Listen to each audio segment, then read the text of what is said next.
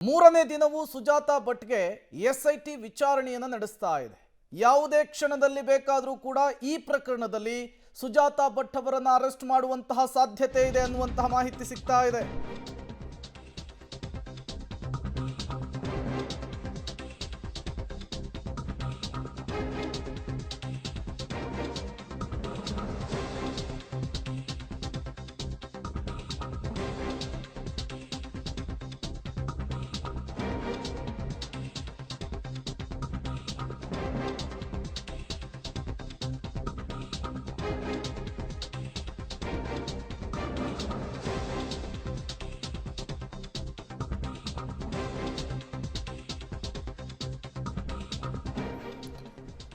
ಅನನ್ಯಾ ಭಟ್ ಪಾತ್ರದ ಮೂಲಕ ಧರ್ಮಸ್ಥಳದ ವಿರುದ್ಧ ಷಡ್ಯಂತ್ರ.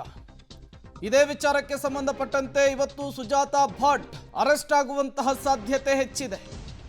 ಮೂರನೇ ದಿನವೂ ಕೂಡ ಎಸ್ಐಟಿ ಎದುರು ಸುಜಾತಾ ಭಟ್ ಹಾಜರಾಗಿದ್ರು, ವಿಚಾರಣೆಯನ್ನ ಎದುರಿಸಿದ್ರು. ಇವತ್ತು ಸಂಜೆ ಒಳಗೆ ಈ ವಿಚಾರಣೆ ಬಹುತೇಕ ಪೂರ್ಣವಾಗುತ್ತೆ. ನಾನು ತಪ್ಪು ಮಾಡಿದ್ದೇನೆ, ಬಿಟ್ಟು ಬಿಡಿ ಅಂಥೇಳಿ ಸುಜಾತಾ ಭಟ್ ಎಸ್ಐಟಿ ಟೀಮ್ ಮುಂದೆ ಕಣ್ಣೀರಿಟ್ಟಿದ್ದಾರಂತೆ. ಅನನ್ಯಾ ಭಟ್ ಪಾತ್ರದ ಸೂತ್ರಧಾರಿಗಳ ಪತ್ತೆಗೆ ಈಗ ಎಸ್ಐಟಿ ಮುಂದಾಗ್ತಾ ಇದೆ.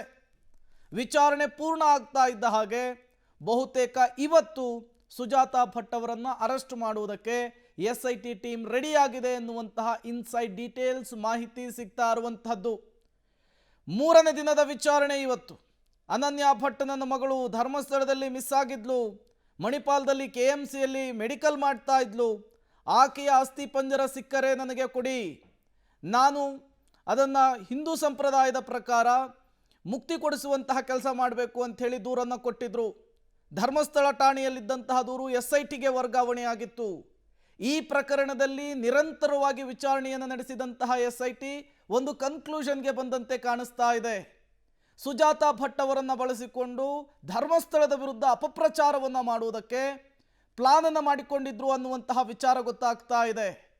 ಈ ವಿಚಾರ ಗೊತ್ತಾಗ್ತಾ ಇದ್ದ ಹಾಗೇನೆ ವಿಚಾರಣೆಯನ್ನು ಕಂಪ್ಲೀಟ್ ಮಾಡಿ ಸುಜಾತಾ ಭಟ್ ಅವರನ್ನು ಅರೆಸ್ಟ್ ತೋರಿಸಿ ಈಕೆಯ ಹಿಂದಿರುವವರಿಗೋಸ್ಕರ ಬಲೆ ಬೀಸೋದಕ್ಕೆ SIT ರೆಡಿ ಆಗ್ತಾ ಇದೆ ಅನ್ನೋದು ಗೊತ್ತಾಗ್ತಾ ಇದೆ. ಹಾಗಾಗಿ ಈ ಪ್ರಕರಣದಲ್ಲಿ ಆಗ್ತಾ ಇರುವಂತಹ ಬೆಳವಣಿಗೆಗಳು ಮತ್ತಷ್ಟು ಕುತೂಹಲವನ್ನು ಕೆರಳಿಸ್ತಾ ಇದೆ. ಮತ್ತಷ್ಟು ಡೀಟೇಲ್ಸ್ ಅನ್ನು ಕೊಡ್ತಾರೆ ಸುಕೇಶ್ ನೇರ ಸಂಪರ್ಕದಲ್ಲಿ ಜಾಯಿನ್ ಆಗಿದ್ದಾರೆ. ಸುಕೇಶ್, ಮೂರನೇ ದಿನದ ವಿಚಾರಣೆ, ಯಾವುದೇ ಕ್ಷಣದಲ್ಲಿ ಬೇಕಾದರೂ ಕೂಡ ಸುಜಾತಾ ಭಟ್ ಬಂಧನದ ಸಾಧ್ಯತೆ ಇದೆ ಅನ್ನೋದು ಗೊತ್ತಾಗ್ತಾ ಇದೆ. ಹೇಗೆ ನಡೀತಾ ಇದೆ SIT ಇನ್ವೆಸ್ಟಿಗೇಷನ್? ಯಾಕಾಗಿ ಸುಜಾತಾ ಭಟ್ ಅವರನ್ನ ಅರೆಸ್ಟ್ ಮಾಡೋದಕ್ಕೆ SIT ಚಿಂತನೆಯನ್ನು ನಡೆಸಿದೆ ಅಂತ ಹೇಳಿ?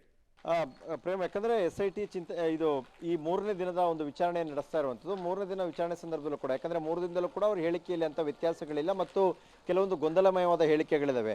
ಇದೆಲ್ಲದರ ಮಧ್ಯದಲ್ಲಿ ಅವರು ಹಿಂದೆ ದೂರು ದಾಖಲು ಮಾಡಿದ್ದಂಥದ್ದು ತನ್ನ ಪುತ್ರಿ ಅಂತ ಅನನ್ಯಾ ಭಟ್ ಅವರ ಕಾಣೆಯಾದ ಬಗ್ಗೆ ಅಥವಾ ಈ ರೀತಿ ಏನೋ ನಡೆದಿದೆ ಘಟನೆ ಅನ್ನೋ ಬಗ್ಗೆ ಅವರು ದೂರನ್ನು ಕೊಟ್ಟಿದ್ರು ಮತ್ತು ಹುಡುಕಿ ಕೊಡ್ಲಿಕ್ಕೆ ಕೂಡ ಕೇಳಿದ್ರು.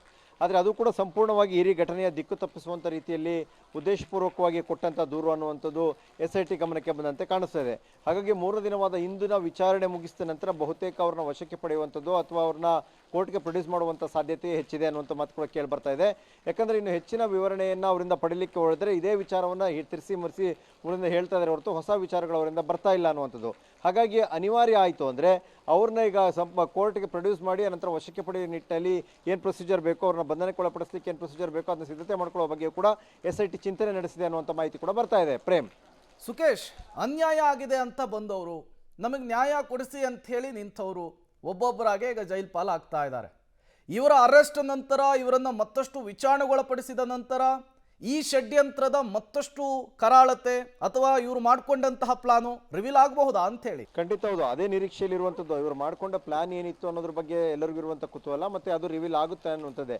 ಯಾಕಂದರೆ ದೂರುದಾರರಾಗಿ ಬಂದಂಥವ್ರು ದೂರು ಕೊಡುವಾಗ ಇದ್ದಂಥ ಪರಿಸ್ಥಿತಿಗೂ ಆ ನಂತರದ ಪರಿಸ್ಥಿತಿಗೂ ಸಾಕಷ್ಟು ವ್ಯತ್ಯಾಸಗಳಿದೆ. ಅದು ದೂರುದಾರ ಚೆನ್ನಯ್ಯ ಇರ್ಬೋದು ಅಥವಾ ಸುಜಾತಾ ಭಟ್ ಇರ್ಬೋದು. ಇಬ್ಬರು ಕೂಡ ದೂರು ಕೊಡುವಾಗ ಇದ್ದಂಥ ಜೋಶ್ ಬೇರೆ, ಹೇಳಿದಂಥ ಮಾತುಗಳು ಬೇರೆ, ಆಡಿದಂಥ ಮಾತುಗಳು ಬೇರೆ. ಆದರೆ ಆ ನಂತರದಲ್ಲಿ ಬರ್ತಾ ಬರ್ತಾ ಅವರು ಕೊಡ್ತಿರುವಂಥ ಪ್ರತಿಕ್ರಿಯೆಗಳು ಕೂಡ ಬೇರೆ. ಹಾಗಾಗಿ ಚೆನ್ನೈನ ಹಾದಿಯಲ್ಲೇ ಸುಜಾತಾ ಭಟ್ ಕೂಡ ಸಾಗಿ ಬಂದಂತೆ ಕಾಣಿಸ್ತಾ ಇದೆ. ಬಟ್ ಬೇರೆ ಮಾಡಿರ್ತಕ್ಕಂಥ ಆರೋಪಗಳು ಬೇರೆ ಬೇರೆ ಇರ್ಬೋದು, ಆದರೆ ಒಂದೇ ಮಾರ್ಗದಲ್ಲಿ ಬಂದಂತಿದೆ. ಇದು ಒಂದು ಪ್ರೀ ಪ್ಲಾನ್ಡ್ ಆಗಿ ಈ ರೀತಿ ಬಂದು ಏನಾದ್ರು ತಗಲಾಕೊಂಡ್ರು ಅನ್ನುವಂಥ ಪ್ರಶ್ನೆ ಕೂಡ ಇದೆ. ಹಾಗಾಗಿ ಚೆನ್ನೈನ ನಂತರದ ಸದಿ ಸುಜಾತ ಭಟ್ ಅವ್ರದ್ದು ಆಗುವಂಥ ಸಾಧ್ಯತೆಯೇ ಹೆಚ್ಚಿದೆ. ಪ್ರೇಮ್. ಓಕೆ ಸುಖೇಶ್, ಹಾಗೆ ಸಂಪರ್ಕದಲ್ಲಿರಿ, ಮತ್ತಷ್ಟು ಡೀಟೇಲ್ಸನ್ನು ನಿಮ್ಮಿಂದ ಪಡಿತಾ ಹೋಗ್ತೀನಿ. ಪಾತ್ರಧಾರಿಗಳು ಬೇರೆ ಅಷ್ಟೇ, ಇವರ ಗುರಿ ಉದ್ದೇಶ ಇದ್ದಿದ್ದು ಧರ್ಮಸ್ಥಳ ಅನ್ನೋದು ಗೊತ್ತಾಗ್ತಾ ಇದೆ. ಬಟ್ ಇವರಿಬ್ಬರ ಹಿಂದಿದ್ದಂತಹ ಗ್ಯಾಂಗ್ ಅದೇನೋ ಅನ್ನೋದು ಕೂಡ ತನಿಖೆಯ ಮೂಲಕ ಗೊತ್ತಾಗಬೇಕಿದೆ.